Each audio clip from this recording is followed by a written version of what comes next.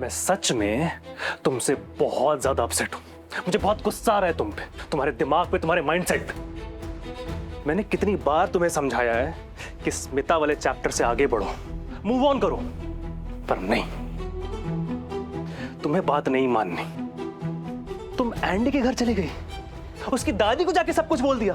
तुमने एक बार भी सोचा कि स्मिता के साथ सिर्फ तुम्हारा रिश्ता नहीं है, उसकी बहन हमारे घर की बहू है और हमारी बहन उस घर की बहू है। तुमने एक बार भी सोचा कि तुम्हारी जिद की कीमत कितने लोगों को चुकानी पड़ेगी? हाँ, ये ख्याल नहीं आया तुम्हें? क्या जरूरत थी वहां पे जाने की?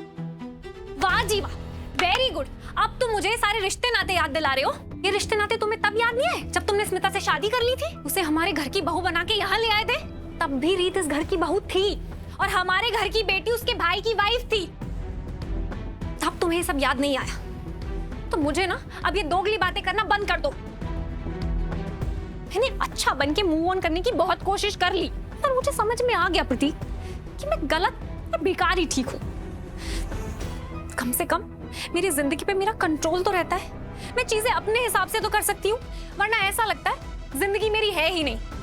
मैं बस हाथ पे हाथ धरे बैठी हूँ और जिसका जो मन कर रहा है उस हिसाब से मेरी जिंदगी चला रहा है।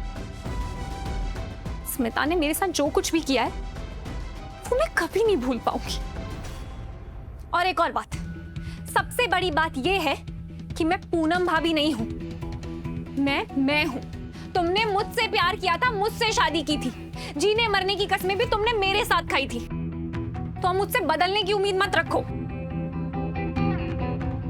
स्मिता के टाइम मैंने क्या कुछ सहा है, क्या कुछ देखा है, वो मैं इतनी आसानी से नहीं भूल सकती। जब मैं अपने मायके में थी ना, तब मैंने किस किस तरह की बातें सुनी है, कैसे ताने सुने हैं, वो तो तुम्हें पता भी नहीं है।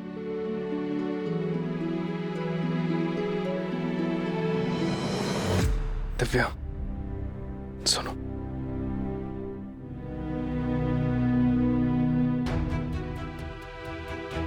दिव्या, मैं ये सब स्मिता की भलाई के लिए नहीं कह रहा, मैं ये सब तुम्हारी भलाई के लिए समझा रहा हूं। जरा सोचो, अगर स्मिता की शादी हो जाती तो सबसे ज्यादा चैन तुम्हें मिलेगा। अगर उसका घर बस जाता है तो वो कभी भी तुम्हारे घर की तरफ आंख उठा के नहीं देखेगी और तुम अच्छे से मूव ऑन कर पाओगी, है ना? मैंने तुमसे शादी की है, तुम्हें अपना दिल दिया है और मैं ये सब कुछ तुम्हारे दिल और दिमाग के चैन के लिए कह रहा हूं।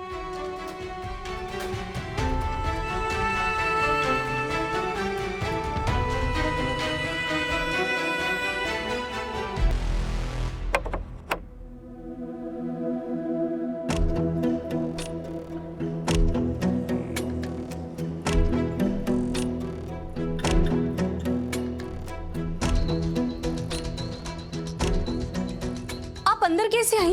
वो रियांश सोया नहीं अभी तक। इस वक्त तक तो सो जाता है ना। आपको जितनी फिक्र करनी है ना, दरवाजे के बाहर खड़े होके कीजिए। इस कमरे में आने की और रियांश के पास आने की ना आपको मैंने इजाजत नहीं दी है।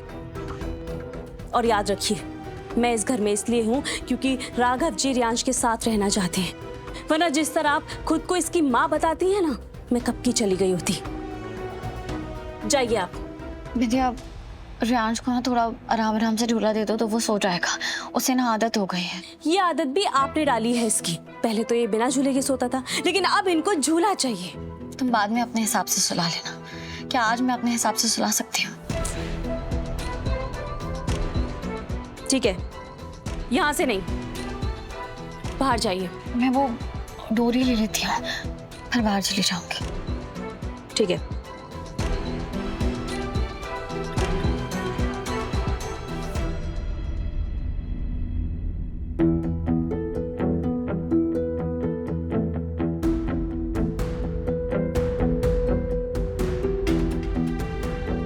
और बाहर।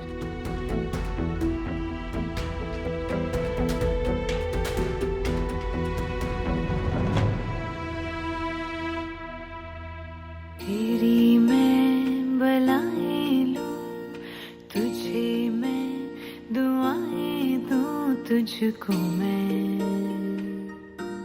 खुशियों के साए दूं, ख्वाबों को सजाए तू, बसाए तू, तुझको मैं दूं सब जो चाहे तू। सारी रात ये पहरा करे, कह तू चांद तारों को, जाओ रो जाओ रो।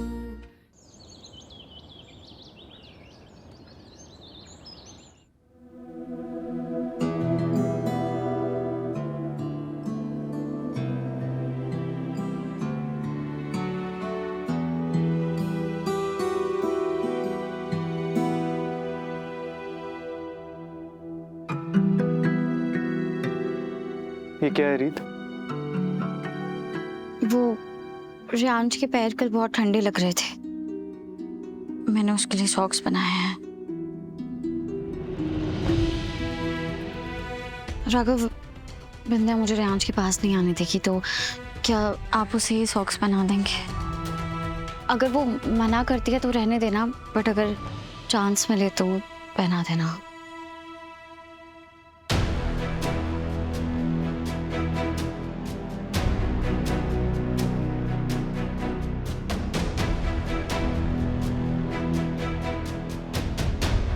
कहाँ जा रहे हैं आप?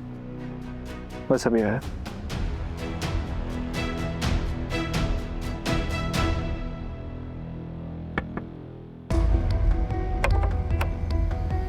राघव जी आप? रियांश सो गया क्या? नहीं नहीं, अब भी जस्ट उठा है। हेलो रियांश। क्योंकि अगर मुझे कुछ सुनाई दे रहा है ना, तो वो है एक मन की आवाज, वो बार बार सिर्फ एक ही बात कह रही है कि रियांश मेरा बेटा है। अगर रियांश सच में आपको कितना चाहता है ये, आपके आते ही कितना खुश हो गया। काश इसको इसके पापा का प्यार भी मिला होता। मैं इसे उठा सकता हूँ? ये भी कोई पूछने वाली बात है? बिल्कुल।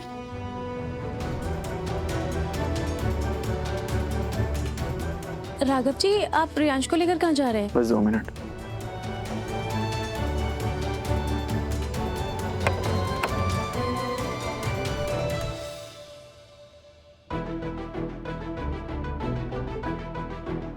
रीत, लो इसे पहना दो। मैं? हाँ तुम। लेकिन राघव जी आप दिया, मैंने दिया ना, मेरी रिस्पॉन्सिबिलिटी है। लो।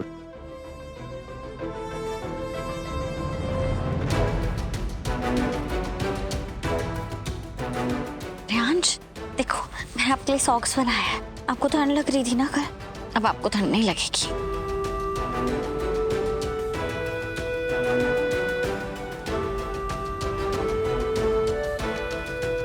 कितने प्यारे लग रहे हैं।